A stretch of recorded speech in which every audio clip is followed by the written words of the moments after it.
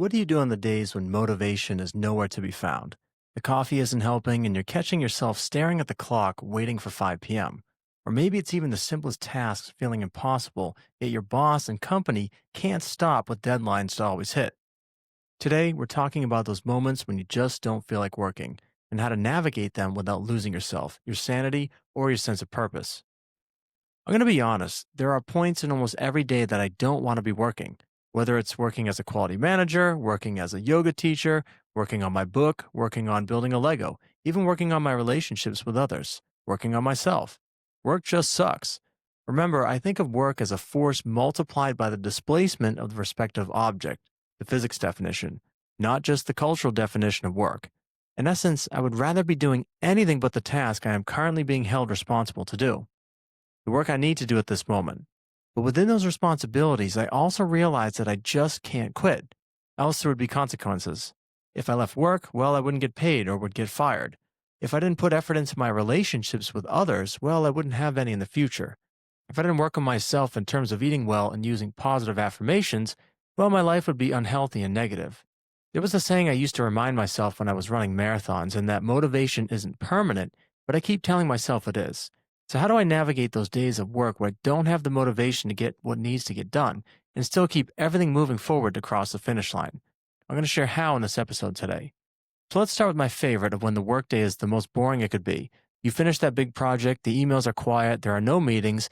It's maybe 3 p.m. in the afternoon, and you're staring at the clock waiting for the end of the workday. Maybe it's 4 p.m. or maybe it's 5 p.m. when your workday ends. There isn't that much time left, but you're unsure of what to do. If you start that one project, you won't have time. So you figure it's best to wait until tomorrow anyways. The deadline is next week, which sometimes is okay and the right thing to do. I had a friend tell me he would stare through his desk trying to see his feet to keep himself entertained when he got to points like this when he was that bored. Some days it is that painful when you don't want to work. Although I'm not sure staring through the desk is enjoyable work either. Here's one problem with work today. Too often we equate work with how many things we check off or how many work hours we work. In some sense, that is one potential measure to go by and use to guide the work we do. But work isn't always defined by how many emails you moved in your inbox or the overtime hours. When I use the physics definition of work, a force and displacement of an object multiplied together, work is basically translated to every waking minute and sleeping moment for that matter of your day you're doing work. Fighting gravity, if you will, fighting the psychological forces, fighting the forces of the world around you, all the while moving your mind and body with or against these forces. What happens in a workday, though, is quite simple when we break it down. It's not because of the amount of work, whether it be a little or a lot, but rather it's the energy we bring to it. And I'm not talking about Mary Poppins happily whistling while you work. And of course, when we talk about this concept of energy, I want to head to science, the concepts of thermodynamics to help us out. Not some secret or what color my parachute needs to be when I'm looking to take on work. I think of work like a steady state equilibrium. Basically, think of a consistent flowing waterfall. Work flows just like the water. You have a lot of stuff to get done. It falls on you, and you send it out the door or move it to the next part of the process. But sometimes the flow of water or work is too much. It's pouring on you, and you feel like you're drowning at times. All the emails to check, all the projects, all the little tasks that have to get done in the 8-hour workday. And other times it's barely dripping anything on you. There seems like there is no work. All the emails are accounted for, the project's waiting on someone else to do their part. The only work now is to look busy until your shift ends. But these are the times where we need to recognize where we are in the flow cycle to know how much energy we need to really put into something. Flow has 4 stages to which we're going to review here. But first, what is flow? You might have heard it before. These are those times you're in the zone. You might have had days at work where you felt that work was a breeze. The day went by so quick because everything sort of just clicked.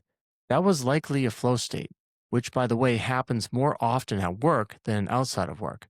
Although, hopefully, this podcast is teaching you the skills to flow in and out of work so your day always flow in the right direction.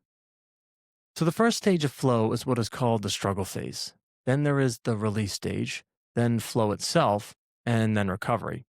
So, based on this, and before we dive into these a little further, it's okay to not be working all the time. Let me repeat that again, because flow has four stages. Not all of them are doing work as our culture would make us believe needs to get done. So, you don't have to be working all the time. I'm doing my PhD work on flow right now and have even received a performance coaching certificate from Flow Research Collective. I'm what Stephen Kotler calls a flow junkie. I love flow states and studying about them. I try to literally engineer them into everything I do. And I will admit, to flow, we have to sometimes reduce the energy or amount of perceived work getting done. Therefore, it's okay when there are moments in our days to release or recover. Remember those two stages in the flow cycle from the tasks we're working on. I think part of the struggle with work sometimes is that when we need to release or recover, we are not really allowed because not working is not making money. And not making money is bad in corporate America that can never stop making money. So let's touch upon these four stages and understand when you don't feel like working, where you might be in the flow cycle, because work is going to be relative to where you are in the flow cycle. I will also share some tactics to get me into flow when I need to sort of kickstart flow. The first stage is that of struggle. You are presented with a challenge, and you may or may not have the skills to meet this particular challenge. This task presented to you also has a clear goal. Maybe it's to figure out why there is a defect in a particular product that keeps reoccurring. Maybe it's figuring out why there is turnover in one department at the company. Whatever it may be, there is a phase in which there is just struggle. Struggle to get the right information. You struggle to identify what elements are at play. There's a struggle to grapple with all these facts and stories coming in to really make sense of what needs to happen. Maybe the struggle is even in identifying what the goal is. Sometimes I find that even though I'm given a problem to solve, the goal isn't what I always anticipated it would be. For example, when I was working on trying to understand a particular defect in the process, I first thought it was one department and went searching for an answer there, only to realize that the problem existed in another area of the company. So the overall goal, if you will, changed as to where I would find the problem and try and fix it. But after you struggle with this, you have played around with manipulating the data for this particular defect or gathered employee reports and interviewed the team as to why this department is behaving differently than the rest of the departments, there's the second stage of flow called release. There comes a point in the process of flow where there must be release of the information you are handling or managing. I like to think of it like hitting golf balls at the driving range for those of you that like to play golf. You go and practice your swing. You get the driver out and you try to whack this plastic ball into the middle of a field. And it's a struggle to work on your grip and alignment and weight transfer at impact. There's a lot of mechanics and technique to the golf swing. So you keep working on hitting this plastic ball into this field near this flag with a piece of metal in your hand. That's the struggle. But then you leave the driving range once the bucket of balls is done. There's a clear marker for release there. You get in your car and you drive off. You let things settle. Sometimes there's even a little reflection, but I try not to dwell on that much. Things like, oh, I should have tried that on the range, or next time I will try this. These are good, but there are times when you just need to turn your brain off. Changing the thing that you're doing is a great way to do that. When the weather is nice out here in New England, maybe after hitting golf balls, I mow the lawn or meal prep for the week. Release is defined by when you let go of the thing you are trying to work on. It can even apply to something you are trying to draw, for example, those of you artists out there. You struggle to get the lines where you want to have the image come to life on the paper in front of you, but then you set it down. You release it from what you're doing. You go do something else. But because the task must get done, the report must be put out or the department straightened out or whatever it may be, even with that drawing drawn, you eventually need to get back into the activity of what you were doing. Back to the driving range, back to the office, back to the drawing board. And if the antecedents of flow all align with that of immediate feedback, challenge skill ratio balanced, and clear goals, you're going to find flow. Now, flow is the third stage in which there is a sense of control in what you do. Time is distorted as you spend hours working on your drawing or the report, and it feels like only minutes have gone by. Flow is what athletes call the zone. They're in it. Flow is where your action and awareness of what you're doing begin to merge. It's as if every movement and thought were just perfectly moving to the rhythm as to what you're doing. Runners get this when they have a runner's high. I would get that running marathons. Every step feels effortless and you're flowing right along. And when I was running marathons, I'd usually notice this around 5 or 6 miles. And I think I kind of equate that to all the thoughts in my head finally like canceling out. And of course, the challenge now is to maintain the flow. And around 20 miles, that's when it started, the games came up for sure. And I started thinking about crossing the finish line and I can come out of flow. But back to work, at least in the cultural definition sense. Maybe that report finally gets done. Maybe the realization of what needs to change in the department is actually realized in this flow state. And then comes the last stage of flow, which is that of recovery. This is where people need to rest. Like athletes who give it their best during the game, they need a break so they can come into the next game ready to go. Flow is really taxing on the brain from a neuroscientific standpoint. It is depleting, and therefore your brain needs to literally recharge. I personally love using what is called an active recovery throughout my day, things like taking a nap or doing yoga. These help me stage my work to flow a very high percentage of my day. So now that we have a layout of what flow is and the respective stages, let's dive back into what happens when you don't feel like working. As you can start to see, it's going to depend on where you are at in the flow cycle. So let's explore that now. How do you tell the difference between burnout, laziness, and just needing rest? Often people think that in general, when they aren't working, that they aren't being effective. And well, this is going to depend because when you're in release, the brain is working on rearranging the stimuli you just gave it to help you solve that puzzle or tackle a tough challenge. When you're in the recovery stage, your body and mind are working to replenish the vital nutrients to the areas that were depleted during flow. I don't get the idea that when you don't feel like working, you tell your boss every day, I'm in a recovery state. This idea of work is relative, and that's the point in all of this. So let's start at the struggle phase, though. You're trying to tackle this problem. It's presenting some challenges, and maybe it's testing your skills as to whether or not you can actually overcome the goals that are defined. Not wanting to work might show up in that it might be too hard, and you don't want to do it. The challenges are so overwhelming that you hitting a golf ball, for example, with your eyes blindfolded is beyond your current set of skills, and you just don't want to do it anymore. But this is a critical distinction that is made when we turn to the release stage of the flow cycle. When I'm frustrated at working on my golf swing with my eyes on the ball, as that's hard enough, I will not want to work on it because I'm feeling tired or maybe I'm overthinking the mechanics. My weight goes here, my hands are there. How I label me not working becomes critical now. In this moment, I can decide to stop practicing and say I need a break from it, knowing though I will come back. Or in that exact moment, I can decide to stop practicing and say I'm never going to do it again.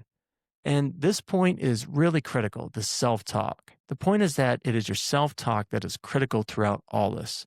It's like the little engine that could. But the critical question we need to ask and answer when we are the little engine trying to push along is knowing at the same time whether or not we have the right amount of energy and resources to push along. Because sometimes, as I mentioned in episode 16 on failure, that we either need to pivot or push through this not failure, but immediate feedback. One of the key things Professor Mihai Csikszentmihalyi indicated in his work on flow was this idea of an autotelic personality. This basically indicates that people, if they see failure, would either anticipate failure or success. People today, when they don't want to work, tend to have this negative feeling that work will not get done. All the excuses of needing this or not having enough time for that, and in some instances, these are valid, but that isn't always telling the right story. Our culture feeds on negativity, and we're programmed along to be negative for fear of missing out. It's easy to complain, but when you can gamify what is in front of you, life is really going to be infinitely easier. So, release is an important part of what we will say not working, but not working because you don't feel like it, not working because it's too hard, not working because you are giving yourself space between you and the thing you're working on. That's the critical distinction there. We talk about sports a lot, but the parallels to the workplaces are easily made. Spending all the time on a report or presentation is no different than an athlete spending their time in practice and taking a break thereafter. The industrial athlete is just training for a different game they're playing. Let's move to that third stage now. Let's go to flow. Flow, work doesn't even feel like work, and work and play are really the same thing, as I indicate in my book, Don't Let Life Pass You By, Win the Game of Work and Play. Athletes live for the day to work on the football field to play the game, and get into flow states to be their best and win the game. Industrial athletes unfortunately wake up fighting an alarm clock and wishing they would get thrown out of the game and get to retirement.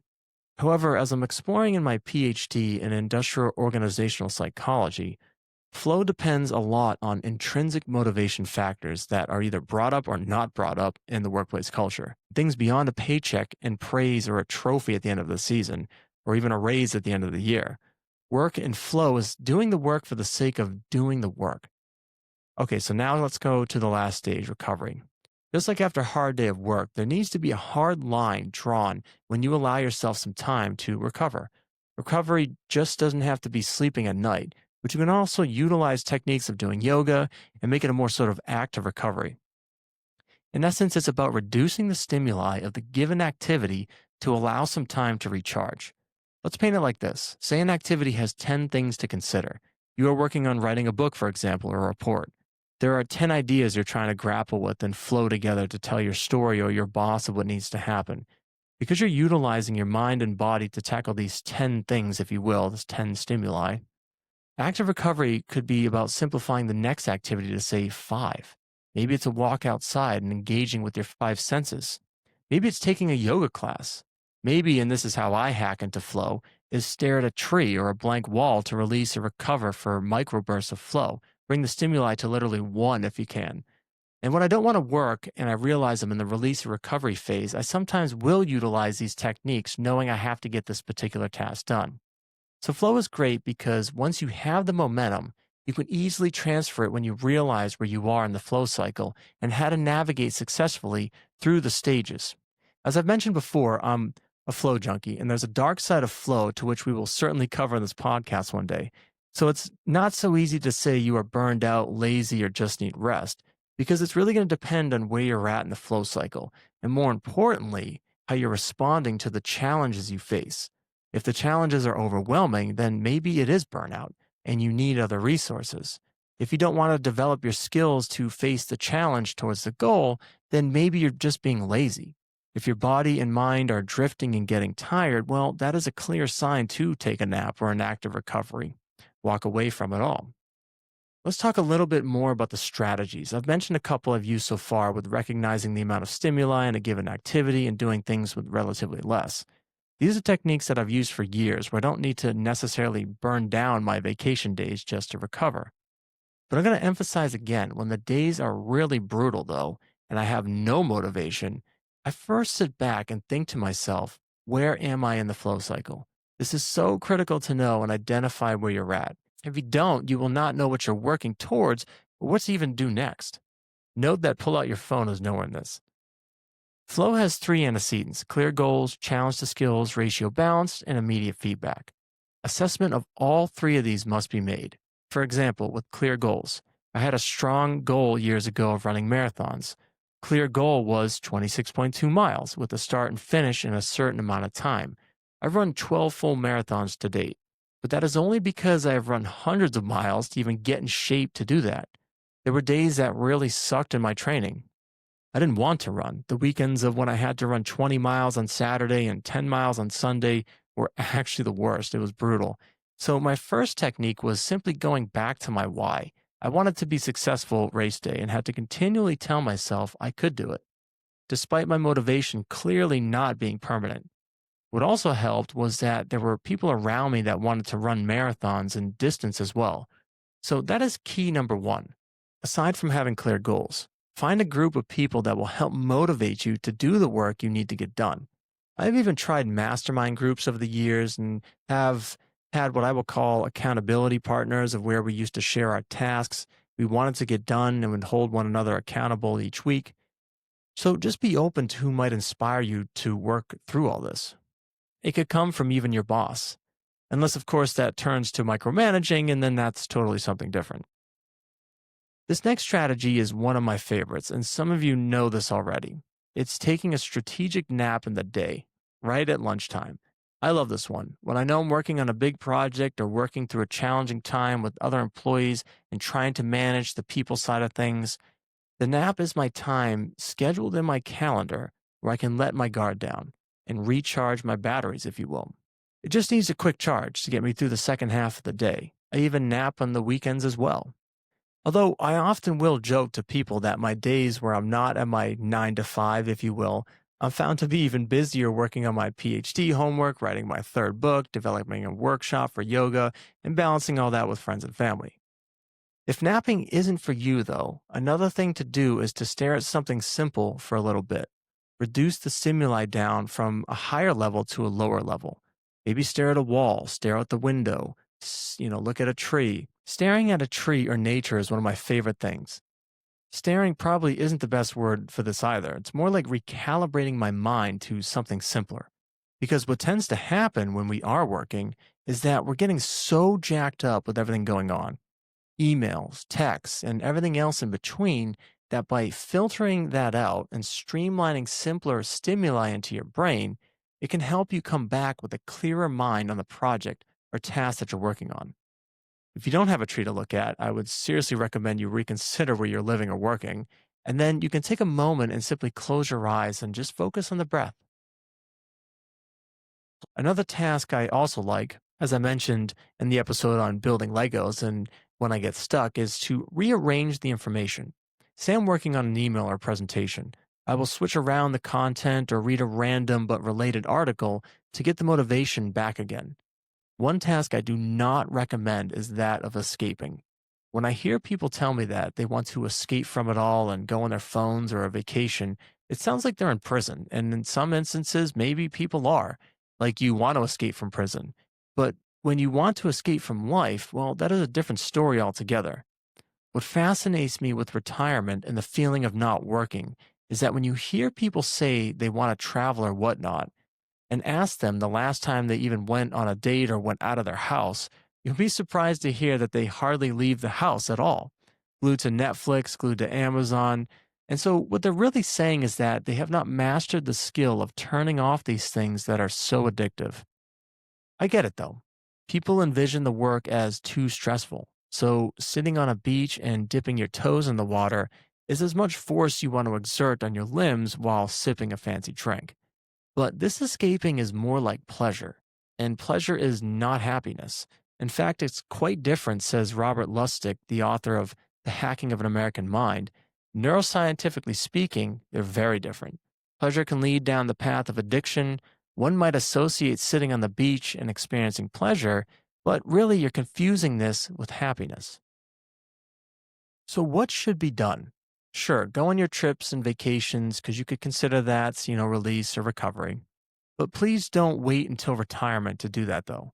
But don't use the word escape. Instead, say you want to have an experience. Shake up the stimuli. Look at your day as, controlling and managing the stimuli that comes in and out of your life. In essence, you're an engineer of your life, designing the stimuli that enters and exits your mind and body. Now, some of you might be thinking, do we always have to push through this feeling of not working? And I was told one time when I didn't have the motivation to run the marathon of why did I even sign up for it anyways? And that's a valid question. I guess I want to know what I can do when I'm alive. I'm not waiting till retirement to figure that out, by the way. But I will admit that there are some days where it's just okay to rest. Not escape, but take rest. Assuming all the fires that really need to be put out are out, you need to take rest. You need a recovery day. I have spent some evenings during the week watching movies at night and doing nothing. I've spent entire days in the weekend doing nothing but napping outside when the weather's nice. But here's the thing, how you have to approach work is to think of Olympic athletes. They are fully in the event of trying to win that gold medal, but when they are not, they're taking rest. When they are training, they're training. When they are not, again, they're taking rest. It's a hard on and hard off switch. That is how we need to view our days and what we do. The problem of today is that we want to keep pushing through to get more done. But that is because of the programming from social media and Amazon and all these technology and social media companies continually giving us deals and ads on saving money and buying more shit we don't really need. So, yes, we need to recognize where you are in the flow cycle. But now, how does that really fit into the chaos of life? Because there are deadlines, bosses, and workplace cultures to consider. And this is going to come down to expectations. Let's start with the workplace culture. Why is there an expectation to work longer hours during the week? Why is there an expectation to come in on the weekends and work longer hours? Why are some cultures particular about cars they drive or clothes they wear? These are all a part of what needs to get managed during the day. Perception, unfortunately, is a player in the game we call work and play today. But what about hard deadlines? There are no feelings or human nuances there. When juggling a deadline and not wanting to do work, it comes down to first recognizing, again, I'm going to keep saying it over and over, where you are in the flow cycle, and then making sure you are clear on your goals. You might have to break down the goals, as I mentioned. Sometimes looking in one area leads you to the other of where the actual problem is. So, for example, every year as a quality manager, I need to perform internal audits on special processes in the company. These checklists are literally hundreds of pages long. There are days I don't want to do them, but the consequences of not doing them can lead to the company being stripped of their approval to process parts for the aerospace industry, or, of course, me getting fired. So I take on bite sized portions, like do a few pages today and then tomorrow finish the section. What this implies is good time management. That is why your calendar is so critical. Check out episode 6 for some more details on doing productive work. As we start to wrap up here on today's show, I want to end by answering the question, how can doing nothing sometimes lead to doing your best work? Why do people not want to do work? Why do we think retirement solves all our problems in this lifetime? And that there's this idea that if we do nothing, we are then going to do great things. I heard the other day that the word retirement needs to be retired, and it really does. We have all heard of stories of those stopping work sort of cold turkey when they retire, and because if you don't use it, you're going to lose it. And people lose their physical and mental capabilities when they do retire and doing nothing with themselves but sit and watch TV or sit on the beach. One of the problems I see is that people have this idea of not wanting to do work. I don't really understand it. In my PhD in IO psychology, exploring the paradox of work, initially proposed by psychologist Mihai Csikszentmihalyi, when he found that flow states are more readily found in the work environment.